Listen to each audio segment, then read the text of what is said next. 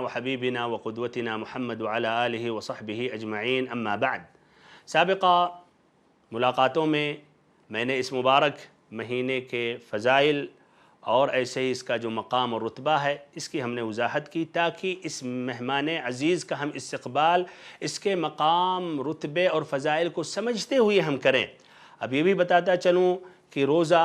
جو شریعت اسلامیہ کا ایک اہم رکن ہے، دین اسلام کا ایک بنیاد ہے، جو ہم اس مبارک مہینے میں روزہ رکھتے ہیں، تو یہ روزے کی فضیلت اور ایسے ہی اس کی اہمیت کیا ہے، تاکہ ہم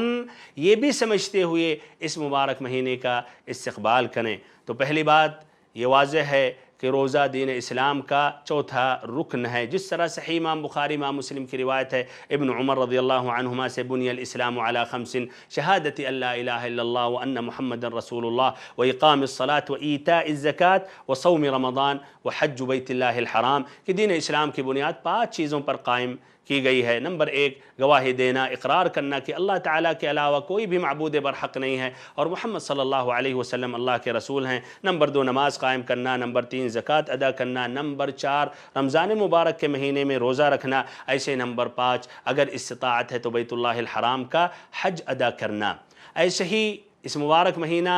میں جو ہم روزہ رکھتے ہیں اس کی فضیلت میں یہ ہے، صحیح امام بخاری امام مسلم کی روایت ہے ابو ہریرہ رضی اللہ عنہ سے، من صام رمضان ایمانا واحتسابا غفر له ما تقدم من ذنبه، جس نے ماہ رمضان میں روزہ رکھا، لیکن غور سے سنیں 2 شرطیں ہیں۔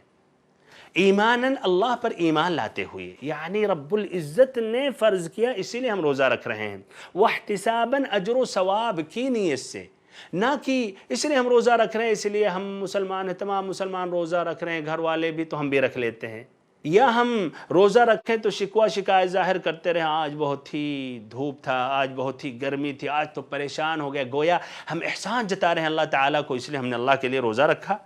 تو بچیں ایماناً واحتساباً، جس نے روزہ رکھا ماہ رمضان کا اللہ پر ایمان لاتے ہوئے، اجر و ثواب کی نیت سے، اسی کے خاطر بھوکا پیاسا رہا، تو کیا نتیجہ ہے؟ اللہ تعالیٰ اس کے سابقہ گناہوں کو بخش دے گا، سابقہ پورے گناہوں کو بخش دے گا، لیکن شرطیں کیا ہیں؟ ایماناً واحتساباً۔ ایک ایسے ہی اس مہینے کی روزے کی فضیلت یہ ہے، جس طرح جابر رضی اللہ عنہ روایت کرتے ہیں، مسلم کی روایت ہے، ایک شخص نبی اکرم صلی اللہ علیہ وسلم کی خدمت میں حاضر ہوا اور اس نے کہا اللہ کے نبی ارأیت ان صلیت المکتوبات وصمت رمضان واحللت الحلال وحرمت الحرام ادخل الجنہ، کہ اللہ کے نبی ہمیں بتائیں اگر میں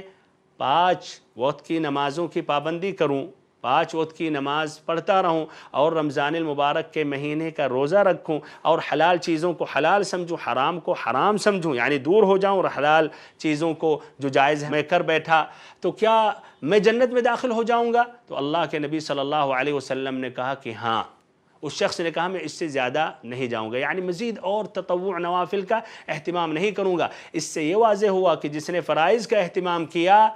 تو جنت میں داخل ہوگا، اور روزہ رکھنا رمضان مبارک کے مہینے میں یہ جنت میں داخلے کا ایک اہم سبب ہے۔ اللہ تعالی ہم سبھی کو جنت میں داخل کرے اور ہم سبھی کو جنت میں اعلیٰ مقام عطا کرے، اور اللہ تعالی ہم سبھی کو اس مبارک مہینے میں قبول فرمائے، آمین یا رب العالمین۔ وصلی اللہم وسلم وبارک ونعم علی عبدک ورسولک محمد، والسلام علیکم ورحمۃ اللہ وبرکاتہ۔